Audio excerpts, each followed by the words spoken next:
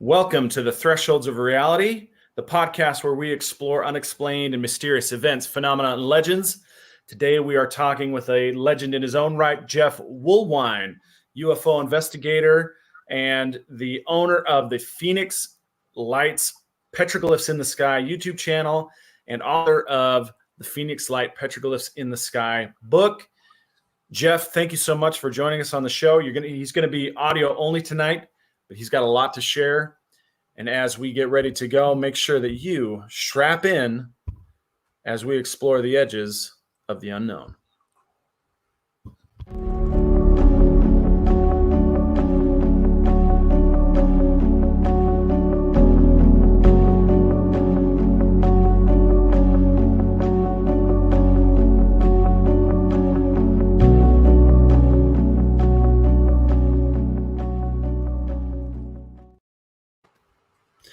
All right. Right off the bat, want to thank Styx for joining us in the chat. We're here. We're ready. Anybody else in the chat, thank you for joining us this evening. I want to introduce today's guest. He's an Arizona native. He's grown up in Not Phoenix many area. of us here. What's that? So there's not many of us. Not many Phoenix natives. Yeah, that's true. And he's joining us via telephone. Jeff, welcome to the show. Thank you so much for taking some time to explain your knowledge regarding the UFO phenomena in this area. Thanks for having me. I really appreciate it. Yeah, thank you so much. I wanted just kind of off the top of the show. We got some news yesterday regarding Congress finally admitting that there are UFOs and that they don't even think that they are man-made aerial phenomena. They think they have some other origin. You've been studying UFOs for a long time. Is this news to you? Well, they're getting closer. But in my mind, I mean, everyone is, waiting for this disclosure and waiting for the government to actually come clean on what they know about these things. But, you really have to look at the history of these things. And yes, these things do have a history. This is nothing new. These things has always been with us, in my mind, in my research, since the beginning of time. This is not anything that, in my opinion, and probably a lot of people who understand this phenomenon, opinion is that they will never come clean on what's really here. Of course they know what's here. Of course they've been watching these things for many, many, many years. But will they actually tell the public? Well, I don't think they will. I think it's in their mind to keep the public at bay, and just so, because there's so many things going on. I mean, obviously, more and more is showing up in our skies. So the talk of balloons and flares isn't cutting it anymore. So now they get out and say, okay, well, you guys, there is something here, but we don't know exactly what it is yet. And it's a good thing. I mean, it's kind of cool that they're saying that it's not man-made, which is good. But it's not created or made in the way that everybody expects that can understand what's really here. Lots of information. I've been doing this for many, many years. I started off investigating the Phoenix Lights, and so let's start there. Sure. So you were in Phoenix at the time of the Phoenix Lights. I was in Phoenix, Kyle too. I remember when they showed up on the news. I think I even recall climbing up on my roof to see if I could see them. And I was probably 14 years old when they came to town. Tell me about your experience. Did you witness the Phoenix Lights, and what was that like? What did you see that night? I am actually when it comes to this, March 13th, 1997, alleged craft going over the city of Phoenix, we really have to look at the facts here. We have to talk about what we know is true. And so let's look at it. What do we know is true? We know that lights were seen on the west side of South Mountain in Phoenix, Arizona, the very far west of Phoenix, very far west of South Mountain, right there at the edge. How do we know this? We know this because of how many videos? 4 videos of different people around the valley filming lights on the far side of South Mountain. Now, why do we have these videos? Well, one of the reasons is because there was a sky watcher out there. His name was Tom King, who was watching these lights weeks and nights before March 13th, 1997. And so he was waiting for it. He was waiting for something to happen because he filmed something earlier that night, and he's been filming the whole week. So he was ready for something. And lo and behold, he was in a very good position when the sighting occurred. He was right there. So that's one of the videographers that filmed these things on the east side or the west side of South Mountain. Now, are they going over the city? No. Why is this? Why don't we have video of something going over the city of Phoenix? Now, this is interesting because apparently, like I said before, we've got sky watchers waiting for something to happen. So if anything reported a mile-long V-shaped craft going 8 miles an hour over the city of Phoenix, but not one photograph or video. I'm sorry. I'm all about what we can prove and what we can actually talk about. To be honest with you, in my 20 years plus research of the Phoenix lights, I have not came across one iota of evidence suggesting that anything flew over the city that night. And I've been doing this for a long time. I've seriously looked into this. And like I said before, the only videos we have is the videos of these lights on the far west side of Phoenix. So, and the Skywatchers, the Skywatchers were ready for this. So if anything was going to fly over the city, then boom, they would have got it on film. So that's not the case. In my opinion, this probably will turn some people's heads a little bit, but it's just like being back in grade school. Tommy, he skinned his knee. He's at the nurse's office. Well, by the time it goes around the whole school, Tommy's in the hospital, he's losing his leg, and, he's getting ready to die. That's how stories kind of blow up way out of proportion. In my opinion, in studying this, and being probably the only one to actually look into this and not just taking the word of hearsay, I think it's got proportion. I think there's a lot of people here, when you look at it, they have a news camera in front of them, and they're going to say anything, on TV. We have people trying to sell books and movie tickets at Harkins Theater, all of the base of hearsay. We cannot, in my opinion, go off of hearsay. In order to understand what's going on, we must look at facts. We must understand the truth. Hearsay is like everyone.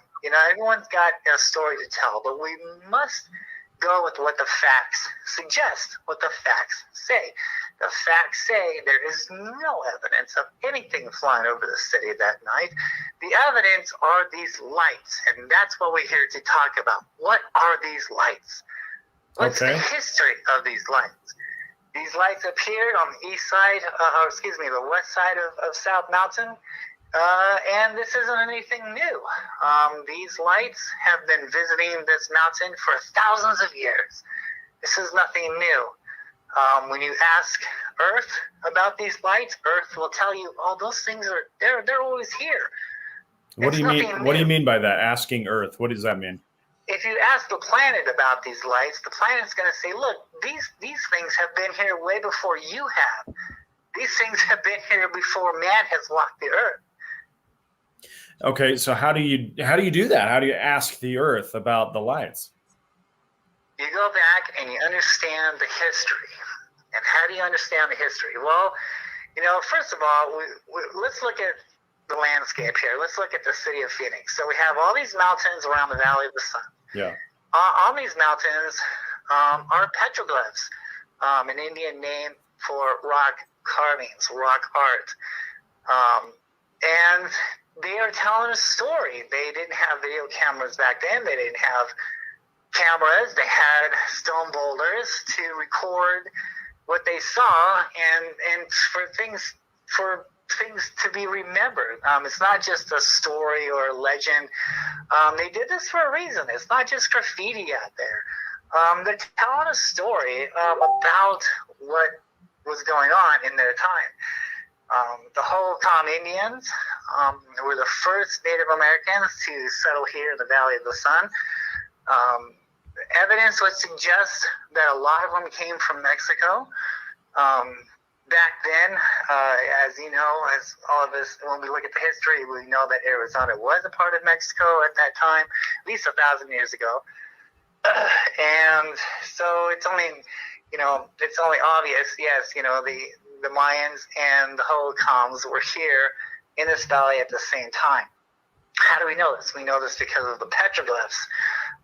There's different kinds of art out there. One is Hohokam, and one is Mayans.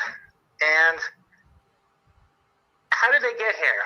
Well, in my opinion, they followed these lights. They traveled out of Mexico, and they arrived here in the Valley of the Sun. They followed these lights. They followed these things to South Mountain. And South Mountain is the key, is the heart of what's going on in the Phoenix skies. South Mountain, that's the source, and we'll get into that here in a minute. Okay.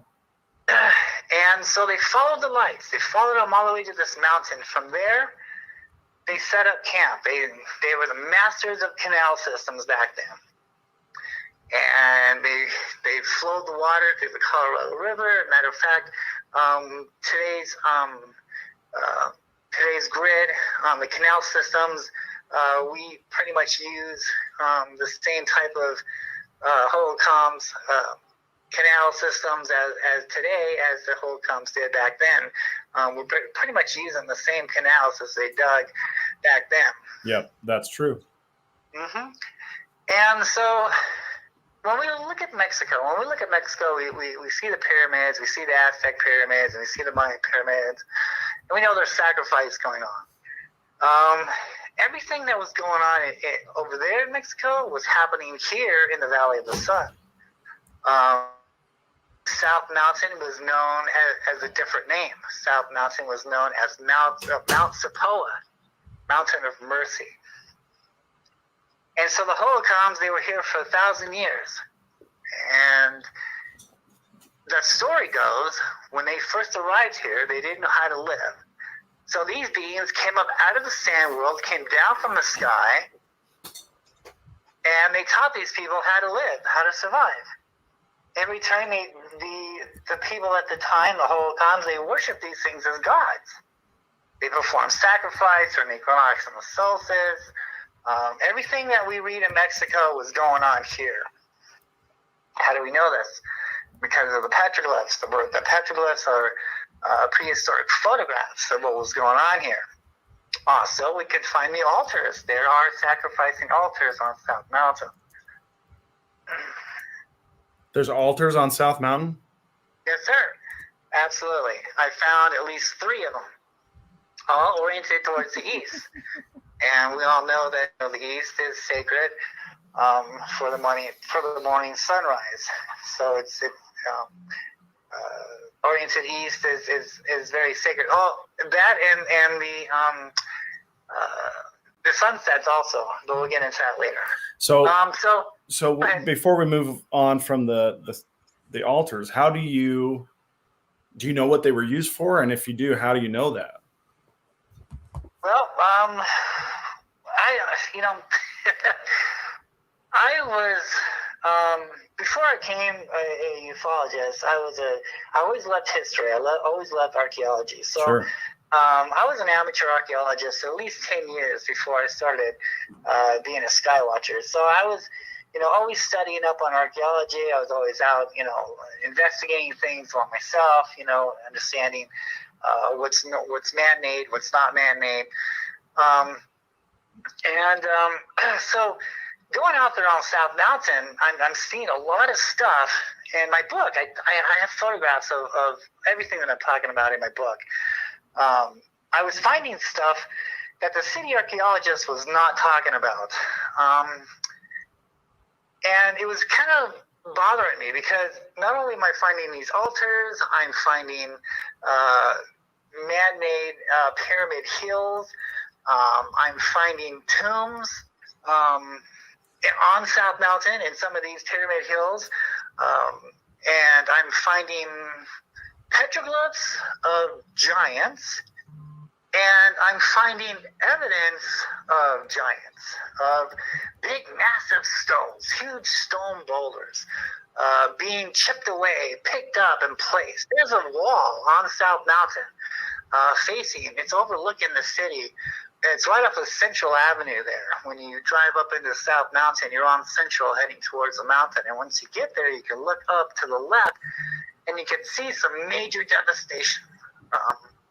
They blew up this huge wall that was constructed, in my opinion, by somebody very big. I mean, it had to have been a giant because these boulders were huge and weigh a few hundred tons. I mean, it was just a huge wall. And most of it, from the back side of it, the stuff that they didn't blow up is still there.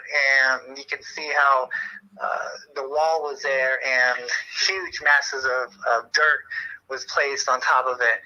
But I'm getting way ahead of myself. Well, it's interesting. It's interesting you bring up giants because we did have a guest on several months ago, Hugh Newman, who is a contributor to the program Ancient Aliens. And he also studies giants. And he says that in the American Southwest, that some of the biggest giants in the world existed at a certain point. And he actually looks for them and studies them.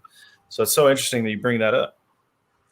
Well, there's evidence. I found proof positive of evidence of not only the petroglyphs of the story talking about the giants here on the mountains, but also, the stone boulders that have been picked up and placed, and some of them are teeter-tottering on a corner, right, to orient the equinox and the solstice shadow marker effects. I talked about that in my book also.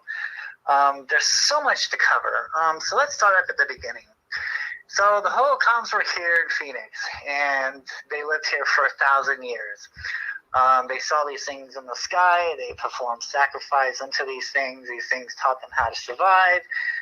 This went on for 1,000 years until one day they simply vanished. Okay, there's no trace of them. As a matter of fact, Holcomb is a Pima name for the people who are gone, the people who got taken away. The Pimas considered themselves ancestors to the Holcomb. Also, the Tohono O'odham tribe, they consider themselves part of the Holcomb era also. And so the archaeologist wants us to believe, the Holcomb people was a simple, peace-loving race of people who were masters of the canal systems, and one day they simply left because of drought. Well, if that's the case, where did they go? There's no evidence on where they went. But yet the petroglyphs, and when you talk to some of the elder tribes around, and who actually will talk about this, will tell you a different story. The petroglyphs and the oral tradition, the real oral tradition, says that these people were taken away by the Phoenix Lights. They were taken away by these things that we see in the skies, now known as UFOs. They were carried away up into the sky.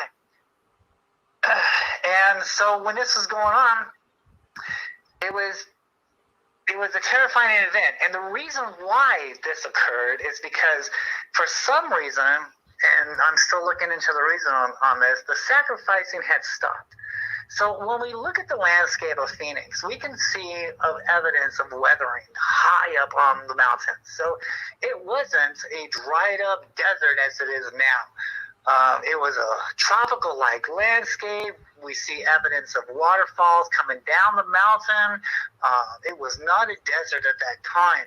When the whole time people were here, it was a tropical-like type of forest, and things were all green and Haiti, and it was great until the sacrificing stopped. Now, when the sacrificing stopped, that's when things started to dry up. That's when things started to die. And the tribal people were screaming at their elders, "Why did you stop the sacrifice? Look, the gods are angry with us. Why did you do this? The food has stopped. There's no rain. There's no water. Everything is drying up. Why did you stop the sacrifice?" And this went on for months. It was just drying up. The place was dying. And then some say the devil came from the east and took these people away. The petroglyphs, the rock carvings out there, the prehistoric photographs show these orbs in the sky, show these other things in the sky, coming down and picking these people up by their heads and taking them up into the sky. Now, the oral tradition continues, and it says there were people that were witnessing this, and they were afraid, and they hid in caves. And when it was all over with, the people who survived came out and was screaming at their elders, "Why did you do this? Look what happened." And the leaders, the tribal leaders, they knew that it was wrong to stop the sacrifice. So they cut out their own hearts on the sacrificing tables.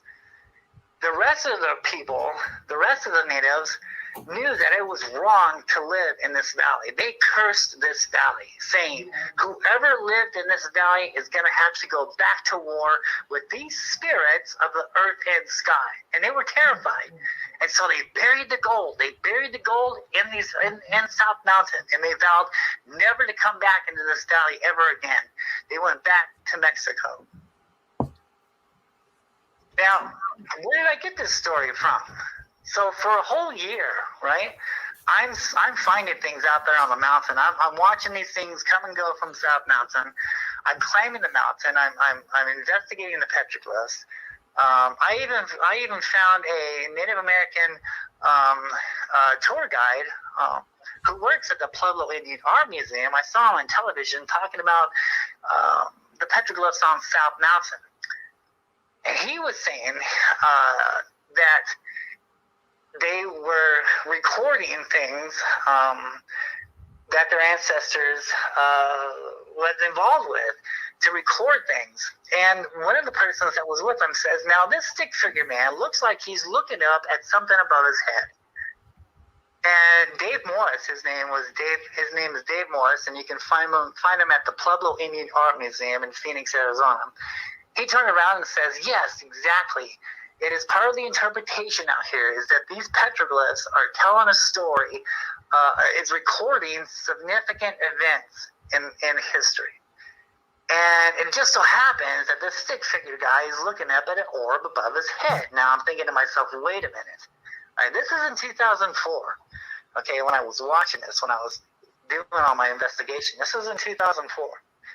And so in 1997, we had the Phoenix Lights, 1997. So all these other sky watchers out here never looked into the petroglyphs, never looked into the history of Phoenix.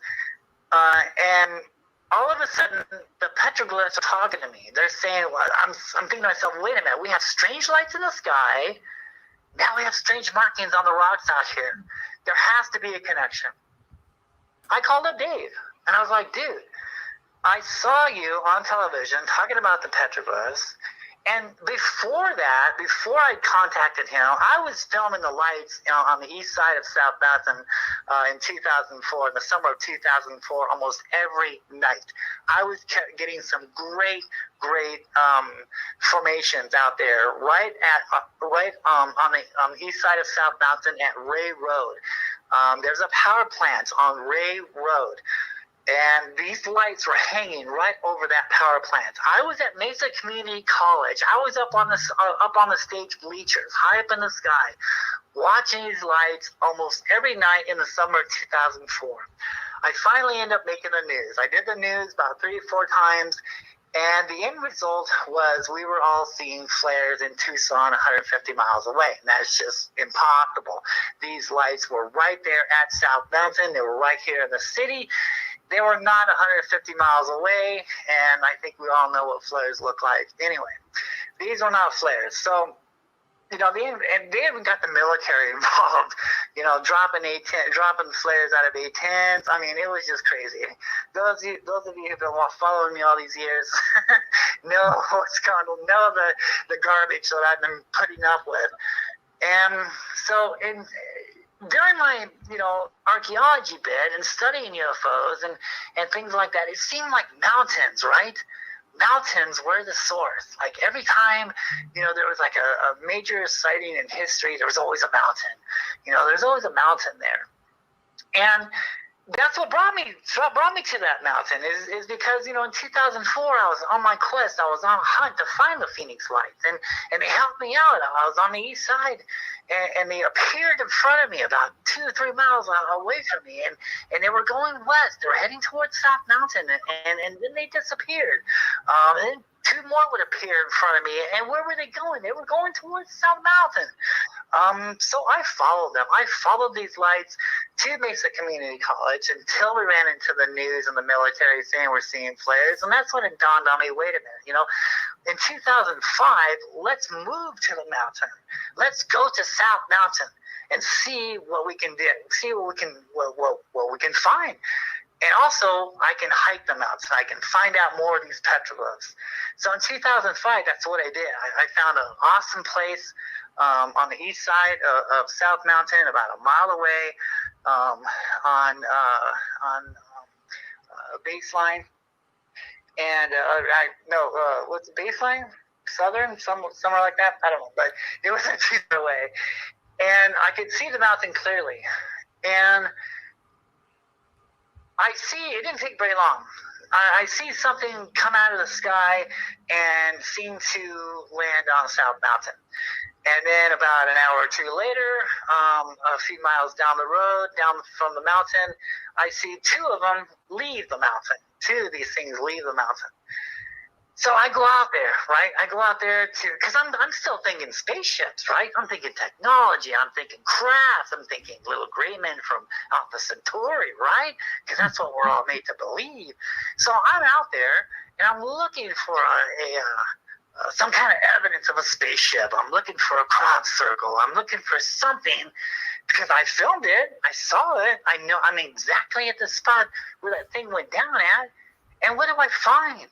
I find a huge boulder with a stick-figure man looking up at the exact same thing that I filmed the day before, and spirals. Carvings of spirals are there. And the more and more as weeks and months go by, the more and more I'm filming these things, and I'm going out there, and I'm seeing the petroglyphs, and I'm hiking the South Mountain. I'm starting to think, you know what? I need to call up Dave. I saw that guy on Channel 8. I need to call him up and see what's going on. That's when I got a hold of Dave Morris, and I said, hey, I saw you last year. I saw you on Channel 8 talking about the petroglyphs. I didn't tell him exactly what I was doing. I told him that I was interested in the petroglyphs, and then I was doing a documentary on the petroglyphs, and if he could teach me, the true interpretations of these glyphs. And so we agreed, and we went up there on South Mountain, and we spent a couple hours up there. And he was talking about the spirals. He was talking about the lizard people. He was talking about the giants. And one of the things that I really found fascinating, especially when it came to the giants, is he looked east, and he pointed towards the Superstition Mountain. And he's like, you see that mountain over there? And I go, yeah. He's like, that mountain has a history all its own that few people know about. He says. Which mountain was he pointing to? The Superstition. Was it the Flatiron or Weaver's Needle, or was it more south towards Santan, or was it just straight east? The whole mountain, the whole Superstition Mountain. Okay, so like Flatiron? Right. Mm-hmm. Okay. And he goes, when the Hohokams were here, when he goes, well, when ancient times, when the ancient people were here, he says that they were bloodthirsty giants roaming land. And there was a flood that was coming to wipe them all out. And the lead giant didn't want his people to drown, so he told his people to stand up on this huge boulder. And when the people did that, he used his powers to raise this rock up, but the water kept coming. And he used his powers again to raise this rock up, but the water kept coming. He used his powers so much that by now it is as tall as a huge mountain, but the water is still coming. And so at his last bit of strength, because he didn't want his people to drown, he immortalized them by turning them all to stone. And when he did that, that's when the water had stopped. And today, when you look upon the Superstition Mountains, you can still see that water ridge, that water line where the flood had stopped. And if you look a little higher on top of the mountain, you can still see those giants turn to stone still on the Superstition Mountain. You can still see the huge formations of people, giant people up there on the mountains. Even when you're like 2 miles away from the Superstition Mountains, you can still look up and see those people up there turning to stone. As a matter of fact, there's a giant on Camelback Mountain. People like to call that Mummy Rock, but it's actually a giant turned to stone. And then So you're saying that the praying monk on Camelback Mountain's actually a giant? Right? Yeah, that's a giant turned to stone. Mm-hmm. Okay. And see, that's interesting too, because I mean, there's a lot of, look at Bryce Canyon in Utah. That whole place is supposed to be, those are all giants.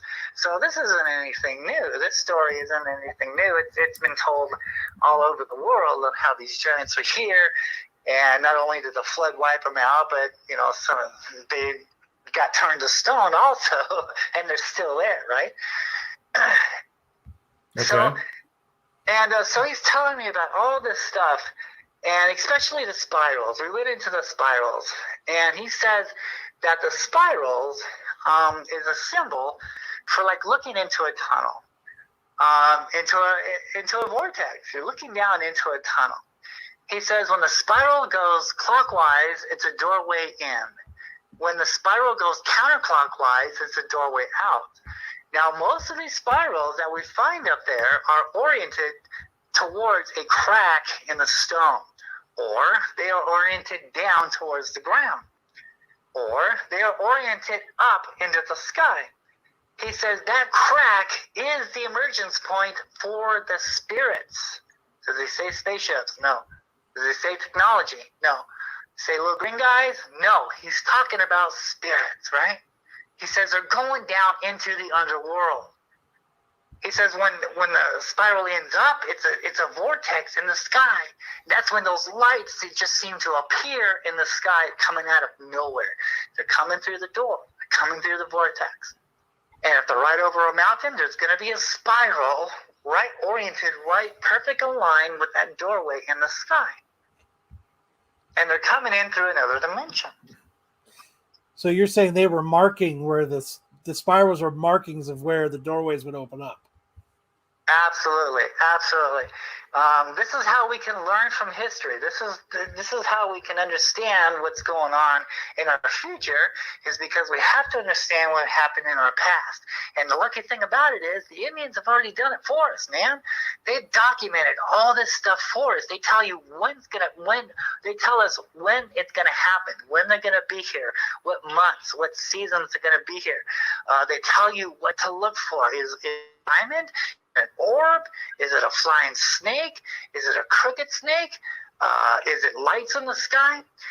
They tell you on the places where they come and go from. All you have to do is use your third eye and understand it. So have an open mind, okay? Because what if, because I mean, as they've been telling us this whole time, right, that the spirits live on the mountains, what if they're talking about what we see in the skies today, aka UFOs? What if these spirits are actually UFOs, right?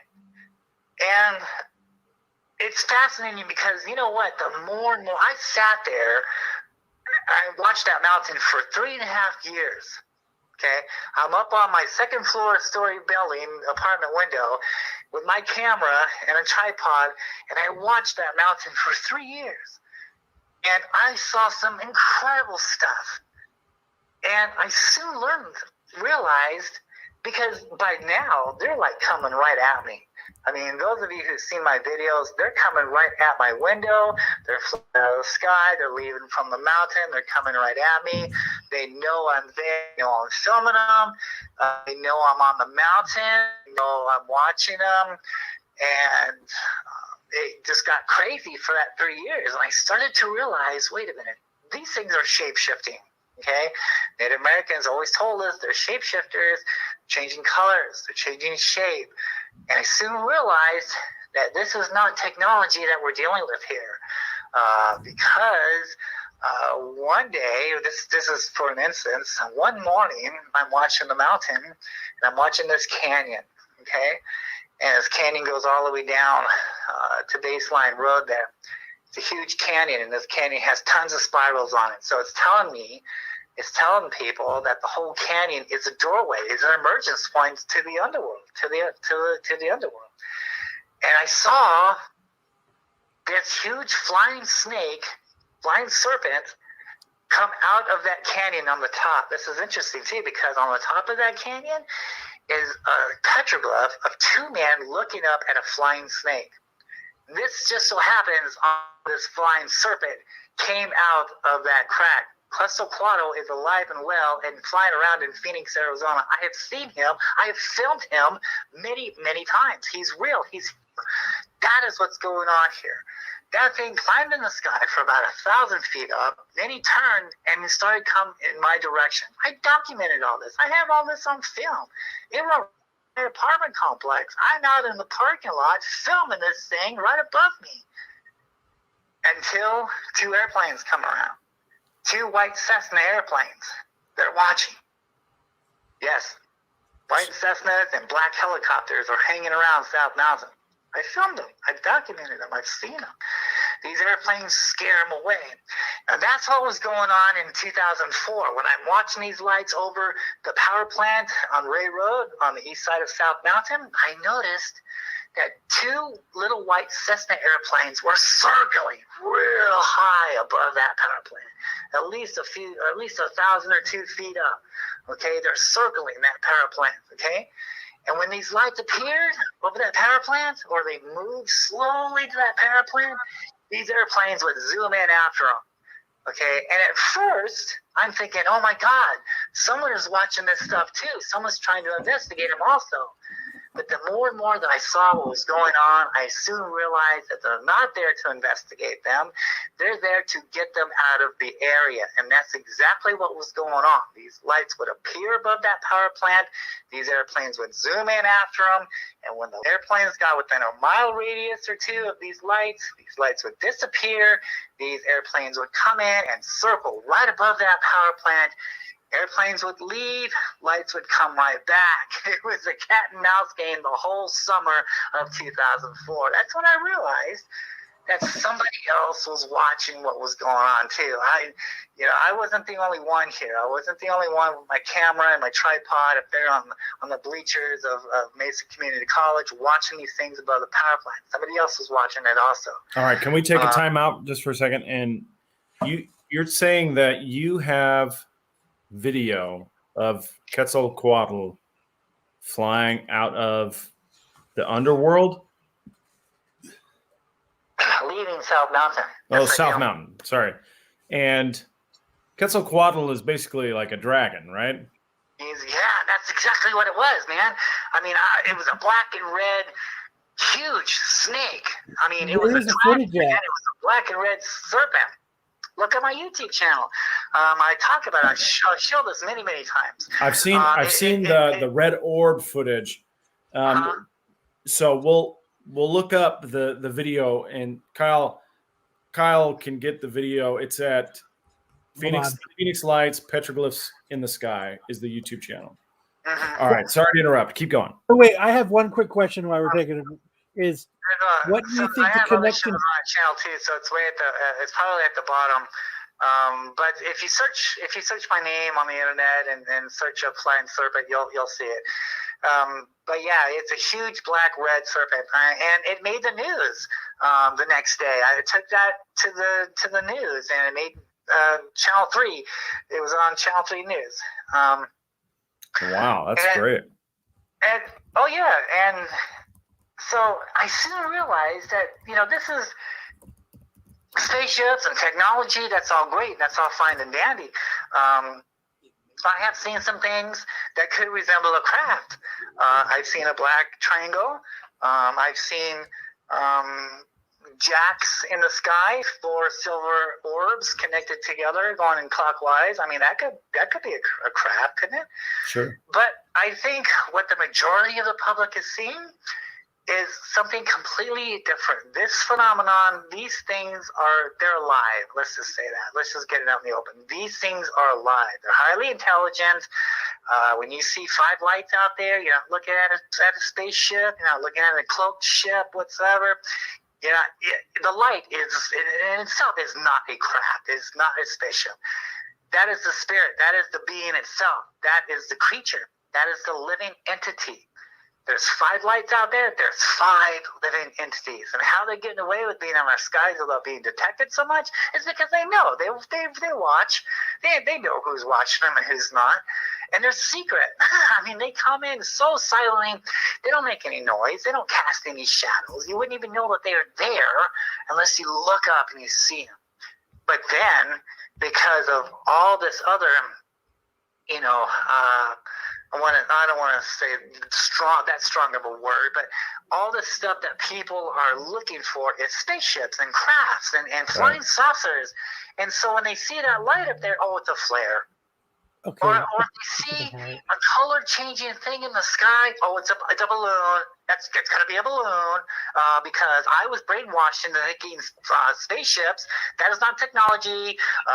That is something in the sky that's changing colors and it's changing shape. It seems to be in control of itself, but it's a balloon. Okay? I'm sorry. It's a balloon. I'm sorry, it is not a balloon, okay? That thing that you are witnessing up there that's in control, going against the wind, that's changing colors and changing shape, is the being, is the creature, okay?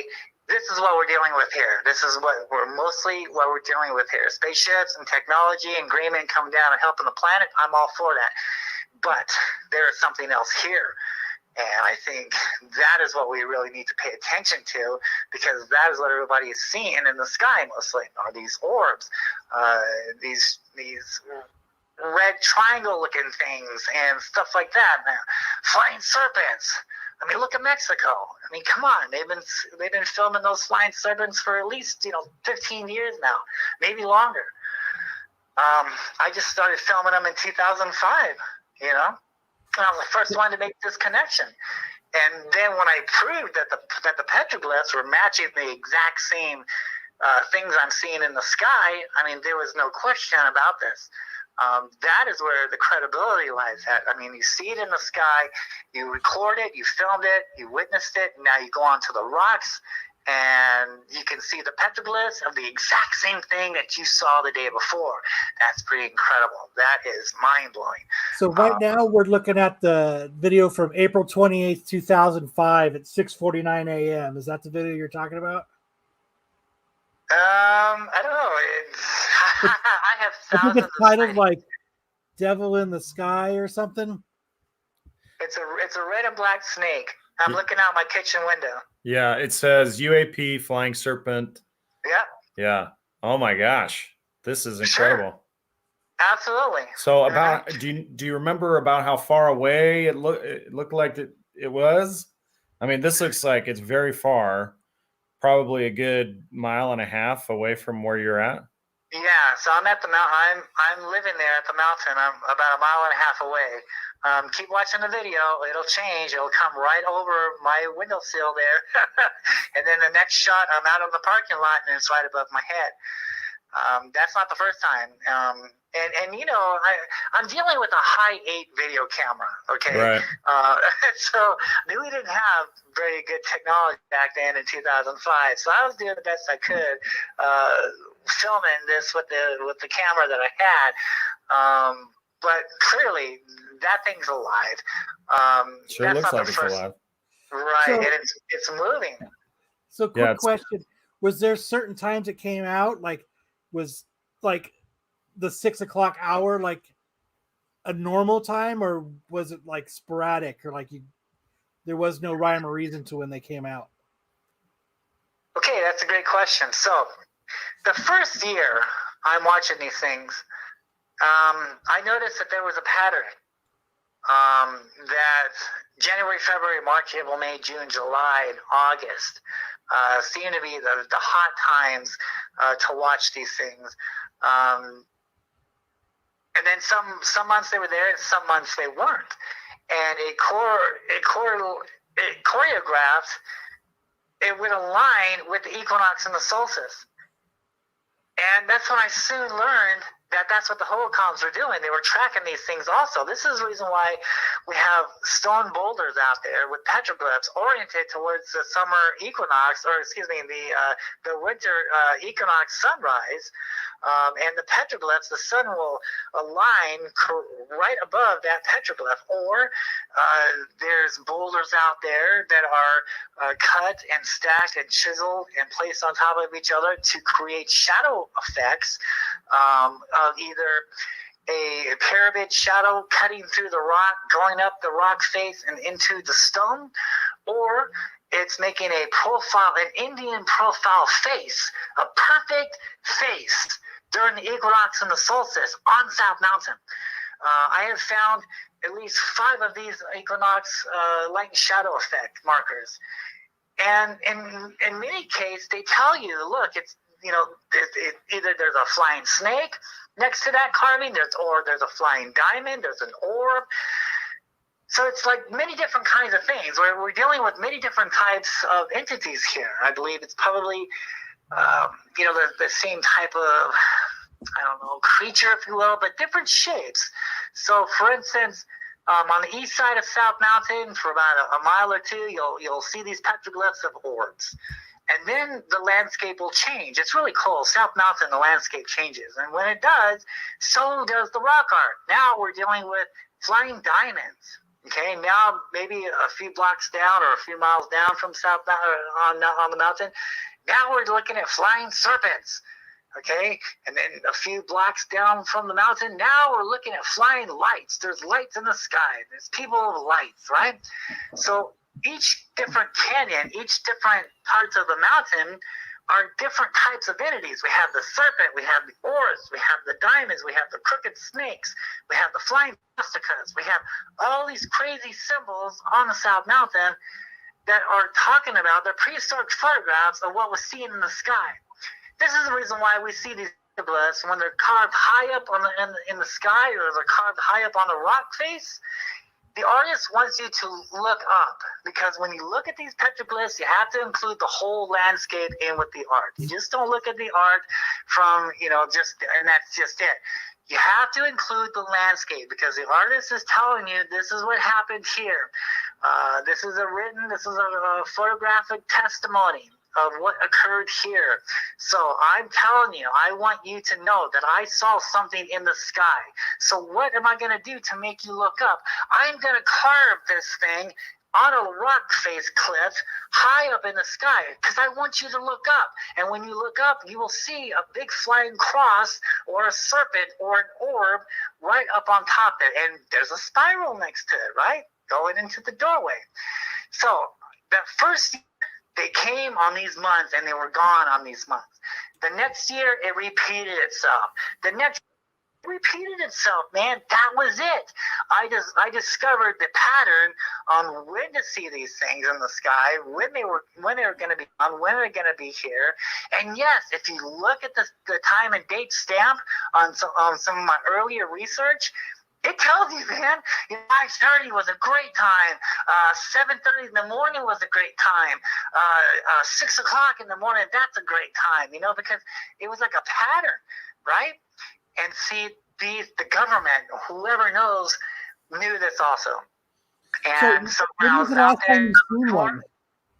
When was the last time you saw one? you know, I moved, so I'm not there anymore. So Okay. it's been a while.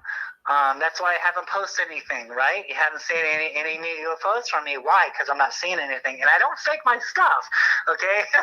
And every time I made the news, I had my videos analyzed, way before. Oh, shoot. Looks like it's flying at you.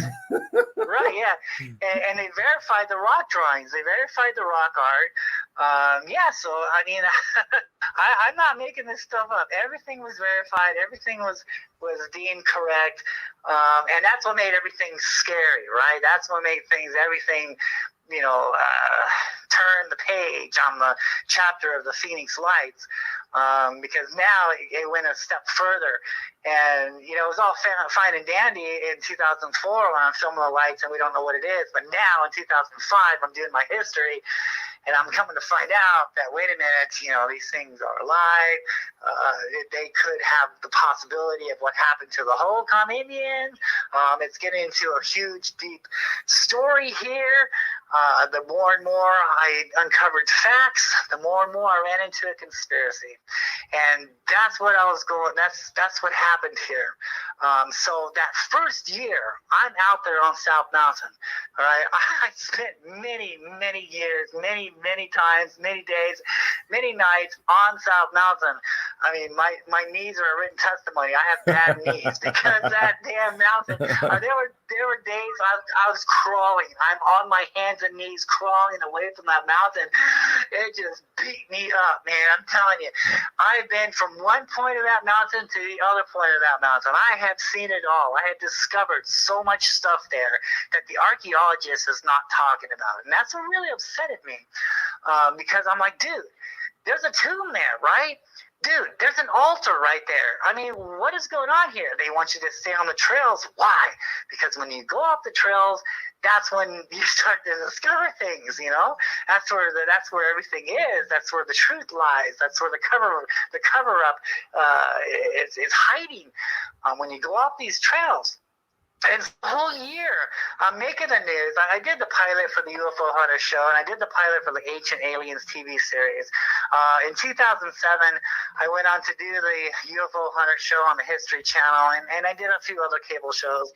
But I'm telling them, look, this is different.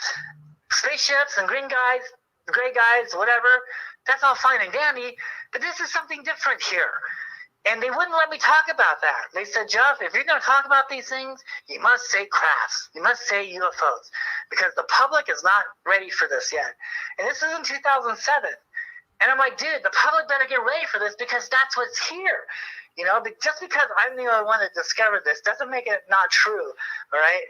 They even said that it was my theory on the petroglyphs. Oh, my God, dude, come on now. It's not my theory. Where did I get this information from? From the Native Americans, right? Okay, so a whole year, I'm up there. I'm doing shows. I'm doing news radio, news interviews. I'm doing radio shows. I'm doing all this stuff. But yet, I can't get the archaeologist to agree with me. I even got the archaeologist out of his shell, and I did a news report with him. And he's trying to tell people a bunch of BS, saying, oh, it's just a lizard on a rock. Oh, my God, dude, come on, man. I don't think anyone has ever got a city archaeologist to actually get on the news in their city and talk about UFOs connected to the rock art. No one's ever done that before. And so I was really frustrated.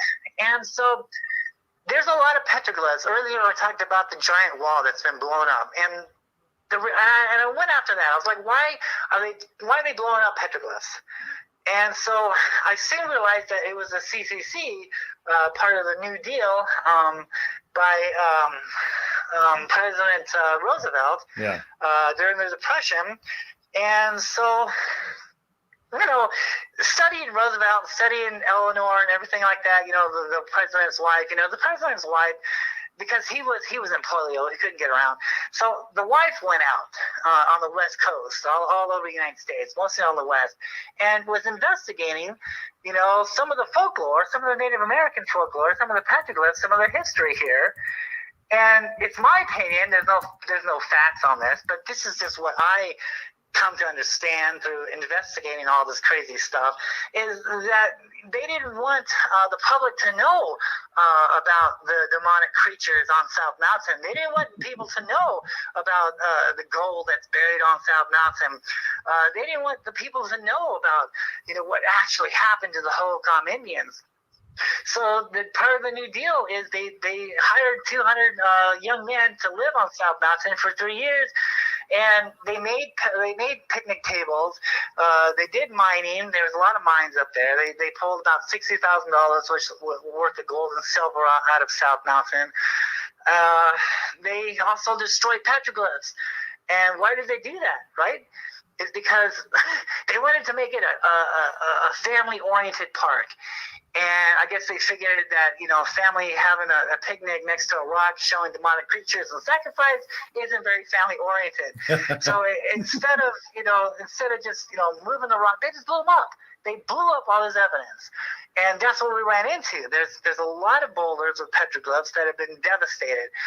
But the higher you go up on the mountain, the more of the story is left because, the CCC didn't get that high and they didn't figure anybody was going to go that high, but I did. And I found all this stuff, right? And so I was upset. And so I wanted to go investigate the CCC. I'm like, dude, why are you out here blowing this stuff up? What is going on here? So the next step is the next journey, the next investigation was to go to the Phoenix Library. What does the Phoenix Library, the Arizona Burton Barr Library, have to say about South Mountain and all the stuff? So I went up on the 4th floor. I went up to the Arizona room. It's like a type of government room. I had to present my ID. And I asked for a folder. I said, just give me everything you have on South Mountain. The lady comes back with a huge folder, and I open it up, and boom, what hits me in the face? Oh my God, the first park ranger of South Mountain, Charles Holbrook. He was the first ranger from early 1930s up until the late 1940s.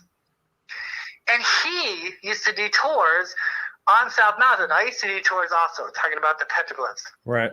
He did that also. And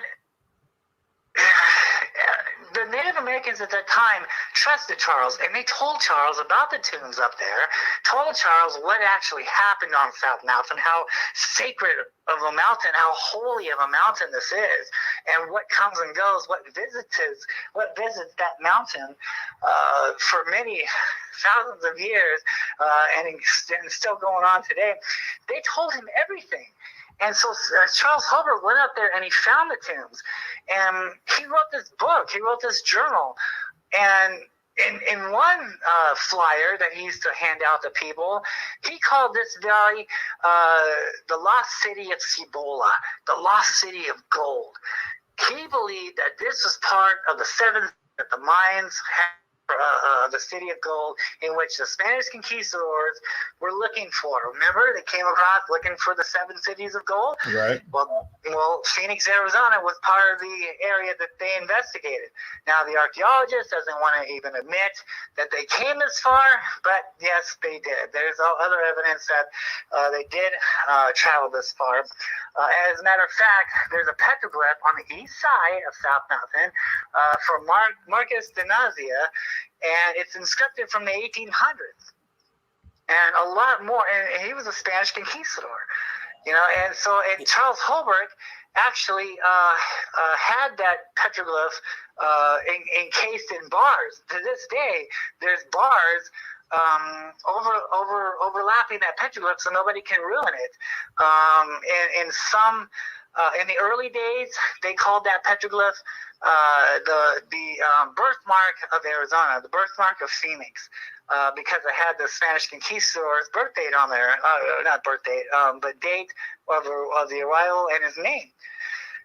And so, anyway, I'm looking at all this stuff, and in this story, there's a website. I have a website on my YouTube channel. There's a link to my website, and there's a link there that says Charles Holbrook. That's real photocopies of his information, and when he talks about the lost city of Cibola.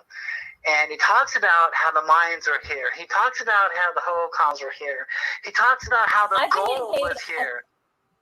Sorry about that. He says that tribal people, tribes from all over the nations came to Phoenix, Arizona, and they watched this mountain for hunting and sacrifice and for trade and worship. And he says a handful of gold for a handful of corn. And he talks about how the tombs are up there. And his son, after when Holberg died, his son wrote a book about his dad, and that goes into greater detail on how his dad used to chase people away from these tombs that are on South Mountain. Lots of information. This is all covered up. This is all buried in the Phoenix Library for 80 years. No one has looked at this for 80 years, at least the public anyway, has seen this in over 80 years since his death. And because why? Because it talks about how the Mayans were here. It talks about the gold and the tombs that are buried on South Mountain. It talks about the giants, how the giants were here. It talks about the Phoenix Lights. It talks about these spirits of the earth and sky. It's all there. It's been there for 80 years, right? I was like, oh my God, dude. So like for this whole year, I'm verifying all this stuff, but I have nothing to back me up. How come nobody else is backing me up? Well, Charles Holbrook from the grave is backing me up now. Because he was clearly on my side, man, when I'm doing all this crazy stuff. And it was just a godsend. And I was like, oh my God, dude, that's it. So I photocopied all the information I could. And I was just ecstatic. I was like, dude, that's it. I knew I was right. And here's my proof. Here's my proof that the Holocaust, they didn't leave because of droughts. They left because they got taken away by the Phoenix Lights. They got taken away by the flying serpents. They got taken away by the orbs. That's what's going on here. That's the major conspiracy that's going on here in Phoenix. That's the major cover-up. Is that these things are real. These things have been visiting South Mountain for thousands of years, and it's a pattern. Once you understand this pattern, you can go out there and you can see them for yourself. That's what I've been trying to do for the last 20 years, is get people back on the mountain. I wrote a book. I took photographs. If you can't get to the mountain on your own, I bring the mountain to you with my book, man. I brought all this information down from the mountain, just as Moses brought the commandments down from the mountain. I'm bringing all this information, these sacred scrolls, and that's what they are. The mountains around Phoenix, they're sacred scrolls of history, of the real history of Phoenix, Arizona. And I tell you what, it doesn't paint a very good picture. And that's the reason why, in my opinion, the government will never come clean about these things, because if the government came out, the city of Phoenix came out and said, hey, you guys, guess what? There is a flying snake that leaves South Mountain all the time. And it's possible he's the one that took away the people who lived here before. Isn't that great? Isn't that wonderful?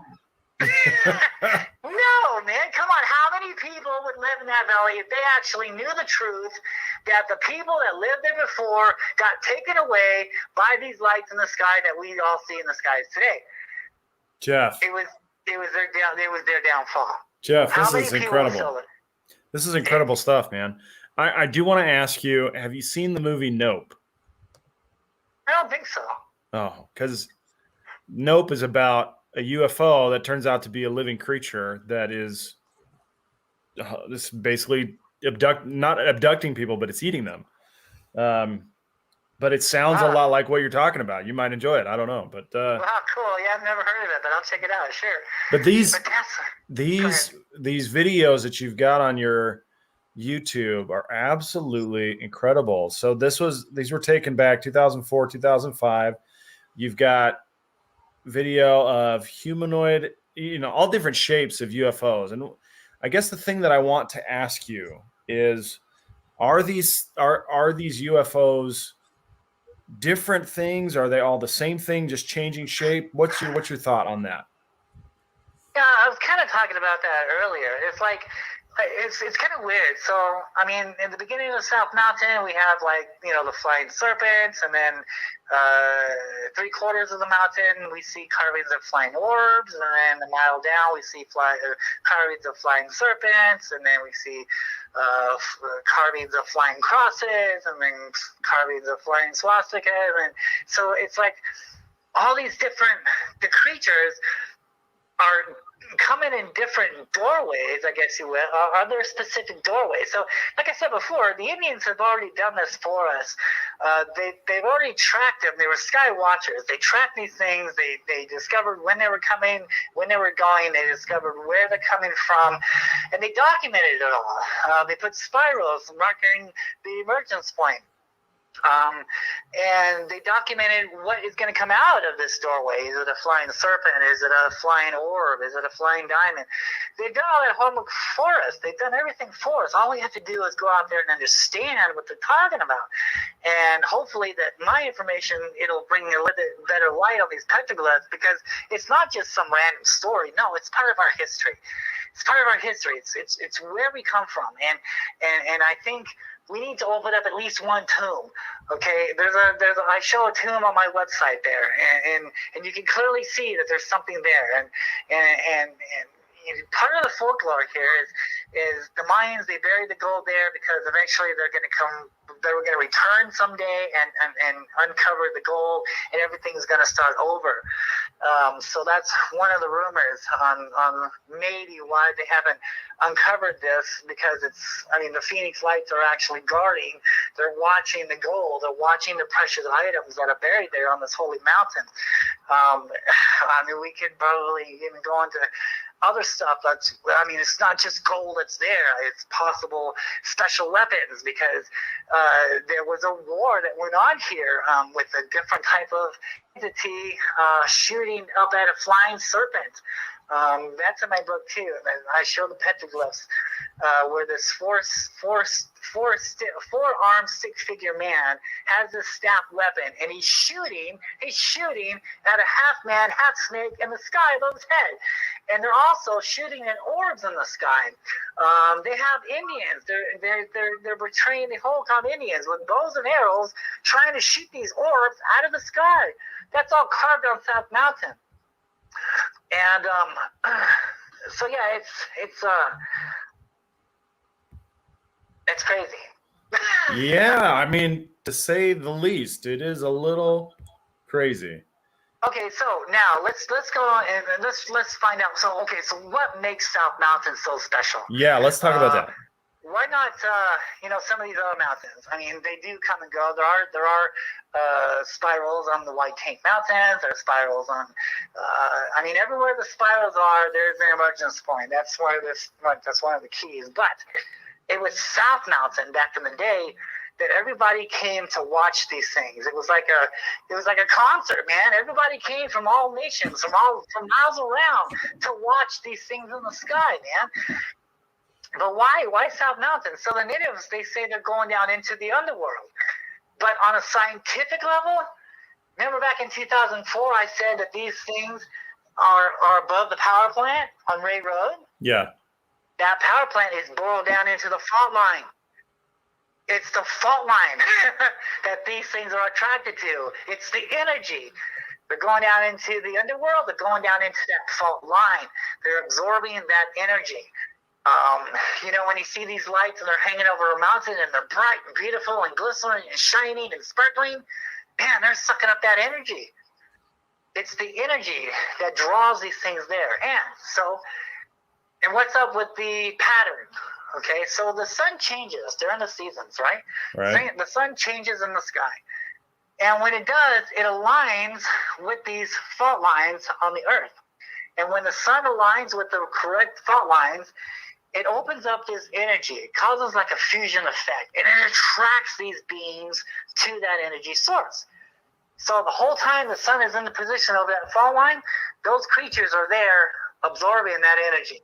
Now the sun is going to change because it's time to change seasons. The sun is somewhere else now on the earth, over another fault line. And so these things are following the sun. That's why we see like a whole bunch of UFOs like the first couple months, and all of a sudden they're gone. We don't see it until maybe next year, right? Well, the sun's back again. The sun's over that fault line, and so are these UFOs. So are these creatures. They're over the fault line. They're absorbing that energy. It's interesting too. So I've been saying this ever since 2007. Well, excuse me, 2006, 2005, when I first discovered this pattern. And so I've been saying this all along for years now, right? And so, who is it? Skywalker Ranch decided to prove that theory. They think, the UFOs are here for the energy, right? Or the UFOs are. They wanted to do a test to see if there was energy in the sky. Okay, so what they did is they built a bottle rocket. And they put sensors in the rocket, and they shot that rocket up for the sensors to take measurements and see if there's any energy up there. And lo and behold, what is up there? There's a light in the sky. There's a creature in the sky. And unfortunately, they still think that, maybe that craft was making the energy. They verified that there was energy up in the sky where that orb was at. But they think that it was the spaceship that was creating that energy. It's backwards, people. That light is there for the energy. Okay, and that was like season 1, episode 4. If you want to check it out. Okay. Yeah, man. And so they verified that it's energy, but they still think it's spaceships. They still think that it's making the energy, and that's what their sensors were picking up. But it's backwards. The energy's already there. The sun's in the right position. That's why the UFO is there to absorb the energy. All right, Jeff, let me ask you a question about the lights that you observed on camera in 2005 through 2006. Were they different than the ones that emerged in 1997? Because the ones in 1997 were considerably larger, considerably brighter, considerably more visible than the ones that you recorded on the mountain. Same stuff. Same things. Same thing. Do you have an idea of why they were so much more visible in 97? I think sometimes they do want. This is my personal opinion. I don't really know this for sure, but sometimes when they're here and nobody's seeing them, then they do a big spread. They want to be seen, right? And then it'll be on the news, and it's big do-ha-ha. And then all of a sudden they're gone, right? Because everybody's looking for them, right? They're getting too much attention. So everybody's looking. This was the pattern. Every time I made the news, every time I was filming them on the mountain or filming them in the sky, either lights or day sightings, I made the news. I wouldn't see them for like maybe a week or two, right? They'd be gone. And then they would slowly start to come back. Is because it gained attention. They don't want too much attention, right? They're stealthy, they're sneaky. And so they don't want a lot of attention. They want people to know that they're here, that there's something here. But it's time yet, okay? It's not time. They're all like, dude, how come these things aren't landing on the White House lawn and saying that they're here? Well, because it's not time yet, all right? So nobody knows the exact time when everything is going to hit the fan. Not even these things, but they know that the prophecies are all in place. Everything has been going incorrectly of these prophecies. So they know that it's almost time. And what is the purpose? We have to look at the history of this. So when the Holocaust lived here, what did I say before? They didn't know how to live. So these things help these people how to live. In return, we treated these things as gods. If one came down, went on the White House lawn and said, worship me, we don't say, oh yeah, right, dude, I got to go to school, I got to go to work, I got bills to pay, I don't got time to worship you. But if there's no food, there's no water, there's a huge war that happened, 2/3 of the world is destroyed, there's no food, there's this radiation, but yet they see a light in the sky, and he comes down, and he shapeshifts into a man, just like what the petroglyphs are talking about. The petroglyphs are shapeshifting. They're shaping into a man. They're shaping into a serpent. They're shaping into a diamond. This guy comes down, and he shapeshifts, and he says, look what I can do. I can clean up the water. I can clean up the air. I can clean up your hunger. I am the one you've been waiting for all these years. Worship me. I am the one you've been waiting for. See where I'm going with this? Yeah. It's all biblical.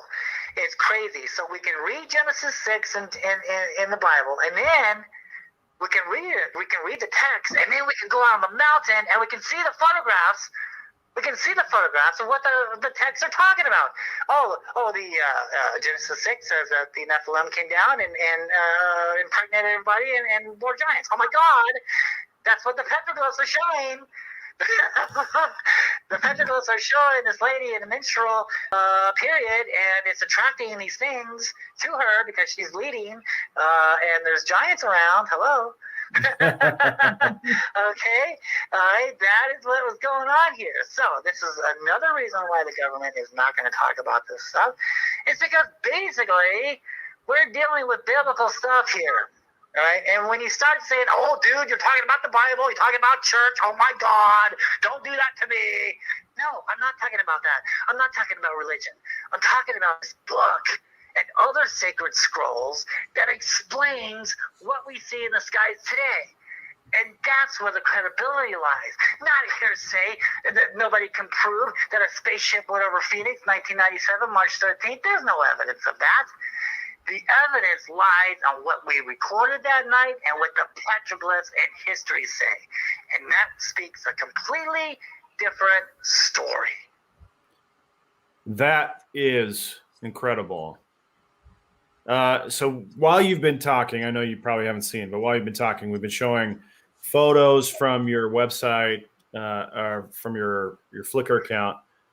We've been showing videos from your channel that show the entities flying overhead.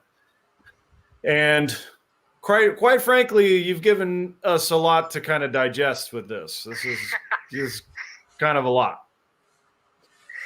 Yes, I think I mentioned before, we're going to be talking about stuff that hasn't been talked about in 1,000 years.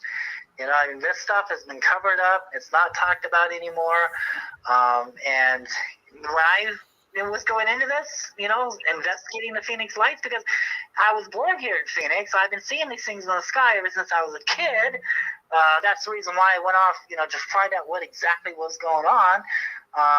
In many ways, these things knew I was coming.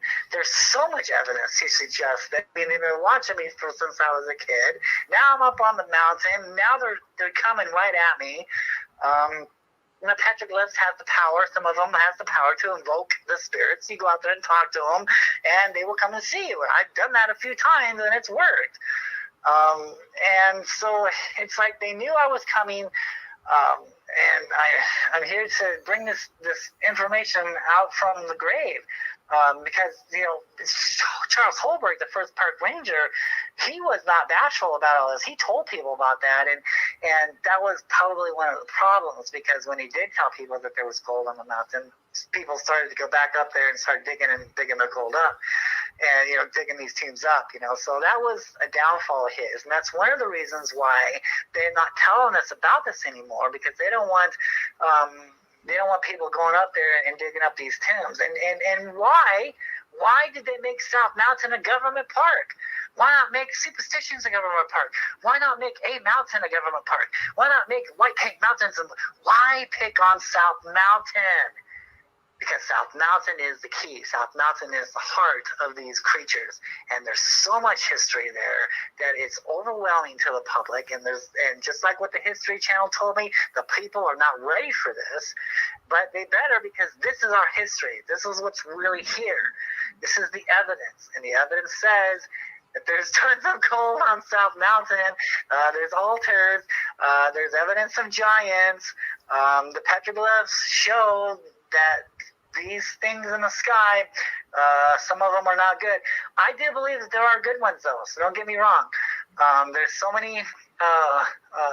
many sacred scrolls where we read on how man is interacting with some of these creatures, and they're actually helping people out. I mean, look at Moses and the parting over the Red Sea, and what about Moses? I mean, he was up on a mountain, right? And this Phoenix light, came down, took him up. He's gone. And who was it that brought the people into the promised land? It wasn't Aaron. It was that thing in the sky. Read the book, man. Read Exodus. Read the book of Numbers. It tells you that they followed the thing in the sky for 40 years and 40 days. The pillar of fire, Right. pillar of fire by night, pillar of smoke during the day. Absolutely. Come on now. And all this information has been clearly here. I mean, it's just there. We just need to understand it and not look at it as religion, but look at it as a history of the world. And when you do that, all your questions will be answered. It tells you what these things are. It tells you what's coming up next. It tells you the history of these beings. It tells you that they're not from Mars, that this is their planet also. They've always been here. Just as the oceanographers are finding new species of life below the ocean, this is a new species of life above the ocean that the scientists aren't talking about. And they fail to recognize. Why? Because it's a scary thing. It's biblical, and it led to mankind's downfall back in the day. These people treated which of these things as gods, and what happened? They ended up being taken away.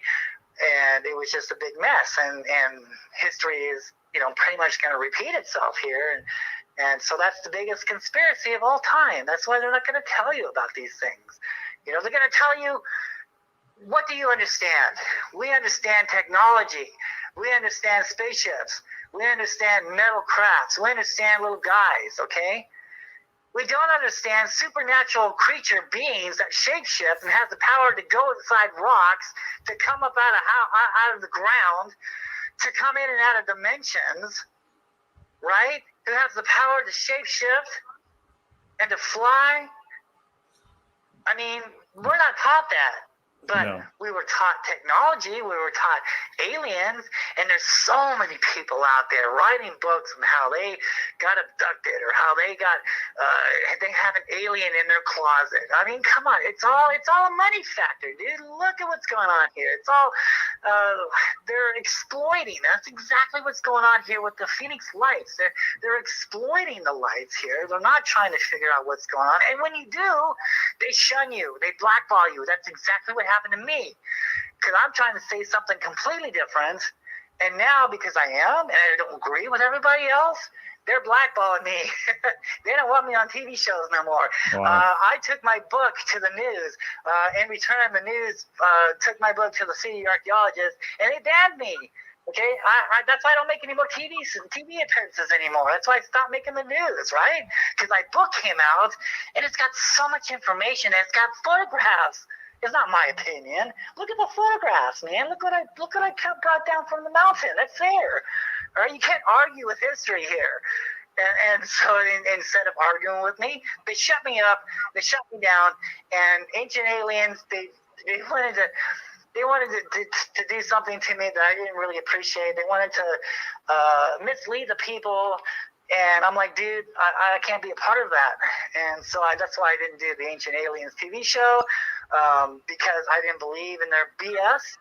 And, so that's not what's here. And they really need to look at the evidence here. And unfortunately, the public, I say the public isn't ready for it, but I think the public is.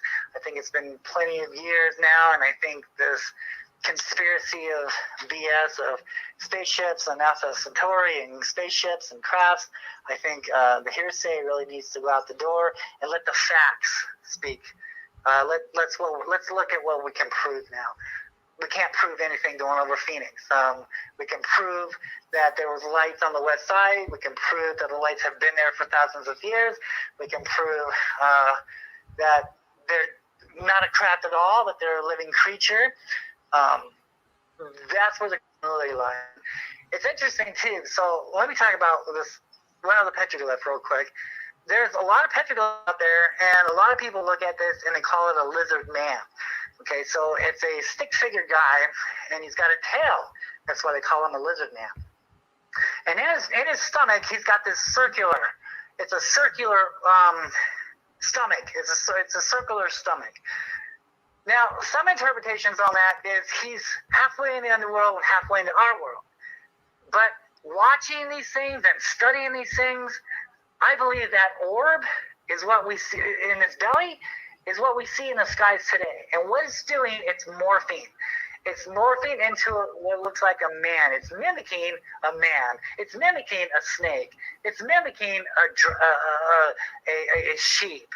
It's mimicking animals, and that's what these things do. They mimic the creatures on Earth. I've seen these things morph into what looks like a lamb. There's a lamb in the sky, and he's changing shape, and he's got different colors. And Scott Davis from Channel 3 called it a balloon. And I'm like, dude, are you ignorant? Balloons don't act that way. Come on now. So yeah, and but yeah, that's what we're dealing with here, and it was crazy. So on my website, I call this one sighting Quetzalcoatl. And my wife and I was out on South Mountain, and we saw this light in the sky, okay? And I started filming it. And out comes this light. From the light is this black object comes out of this light. And my wife's got binoculars, and she's like, oh, my God, it's a snake. A snake just came out of that light. It's a snake. It's a snake. And I'm filming this thing, and I'm doing the best I can because I'm zoomed in all the way. And this thing it was a serpent. And it seemed to crawl across the sky, and then it shapeshifts. It turns into a six-figure man, and it looks like he's got an antenna on his head and his hands on his waist, and he goes over the mountain. It's on my website. Check it out. And it was incredible, and my wife's freaking out. She's never seen anything like that before. It's a snake, it's a snake, it's a serpent in the sky, it's a snake. I was like, oh my God, dude. That's what we're here to see. We're here to see that stuff, and there it is, And oh my God, there's so many times, I've been up on the mountain and we see one, and it's just, it's a miracle, dude. It really makes you think. It's like, oh my God, because you're coming face to face with this thing, and obviously, that one video of that red orb, you saw it. It went right over my window sill. Yeah. Okay? It left South Mountain and came right at me. That's not the first time they've done that. They were coming at me. They were flying past me. It was so crazy. I'd be filming one orb, and another orb would fly into the camera and say, look at me, you're not looking at me, look at me. And I'd have to go look at him for a little while, you know what I mean? So it was really crazy stuff, man. And that's when I just came to the conclusion that this is deep. This is heavy stuff. And we need to talk about this, okay? We need to take a look at these petroglyphs. And we need to get out there on the mountain, because South Mountain is the source. And I tell people, if you're going to go UFO hunting, first find out the history of where you live at. Find out about the Native Americans' history. If the Native Americans talk about a sacred mountain with petroglyphs and spirals and what the archaeologist likes to call anthropomorph, shape-shifting looking things, that's a holy mountain. That's a sacred mountain. You need to watch that mountain for at least a year. Don't give up. Always go out there, and don't have a phone with you. Don't have a camera phone. Use a video camera with a good zoom lens, because these camera phones just aren't very good. You really want to use a video camera. And always show how the object leaves the sky. Don't splice and cut and only show the good parts. Because there's so many hoaxes out there. There's so many fake videos out there. We must see the raw video. And that's what I do when I analyze videos. When people send me videos to look at, they're cut, they're sliced, and they're not telling me how the object leaves. I don't know if that's a planet. I don't know if that's a star. You didn't show the object leaving the sky. It's inconclusive. So always film how the object leaves the sky and leave it raw, man. Let's see the raw stuff. That is intense. Oh my gosh. I think Kyle and I are going to have to take a hike on South Mountain in the spring. Oh, guaranteed. I have maps on where to go. I can show you where the tombs are. I can show you where to watch for these things. So yeah. Oh, maybe you ought to come with us. That'd be great. Let's do it. Well, yeah, we can make that a plan. That was my next thing. That's what we need to do. Yeah, when we get things that are challenging us, we're challenging ourselves to go and investigate and see what's out there. And you have really challenged us tonight, Jeff. We're just about out of time. We do appreciate you taking this time. We hope to have you back, and hopefully we can go do that hike on South Mountain in the spring, and maybe have you in between again on the show to talk some more about what you found. I think we just got the tip of the iceberg. Yeah, it looks like there's a lot more here than what we've discussed. But there is. There's 20 years of research into an hour and a half of talking, so there's so much. But yeah, it's great being on your show and great getting the word out. And yeah, man, if you ever see anything, film it and let me see it. I'd love to see it. Find me on Facebook, Jeff Woolwine, WOOLWINE. Find me on the internet. Type in my name. Search me on the internet. I'm all over the place. Subscribe to my YouTube channel. The hardcover book and softcover book, that's about to become extinct. So make sure you get your copies quick. Ebooks will last forever. But these hardcover books and the softcover books, they are running out, so you might want to get your copy fast before they're gone. That is a long story, and I will be talking about that in my next show on my Facebook and YouTube channel. All right. So anybody looking for Jeff's YouTube channel, it's called The Phoenix Lights, Petroglyphs in the Sky. And Jeff has lots of video footage there that is worth taking a look. We only got, we just scratched the surface of what he's got on his channel. I've already subscribed because I know there's going to be a lot more stuff there. So check it out. If anybody has any questions or comments about what work Jeff has done, check him out on Facebook, check him out on YouTube, and I'm sure he's willing to show you what he's got. Now, for everyone else, make sure that if your interest was at all piqued by Jeff's topics tonight, subscribe to his channel.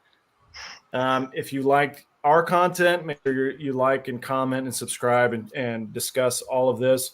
Thank you to everyone in the live chat. We appreciate all your comments and all your participation. And we look forward to having you back, Jeff. This really is really great stuff. So until next time, Kyle, do you have anything else to add? No, that was awesome, man. I appreciate you coming on. Yeah. Oh, thank you, guys. Thank you so much. I really appreciate it. Thank you so much. And for the Thresholds of Reality, keep on exploring the edges of the unknown.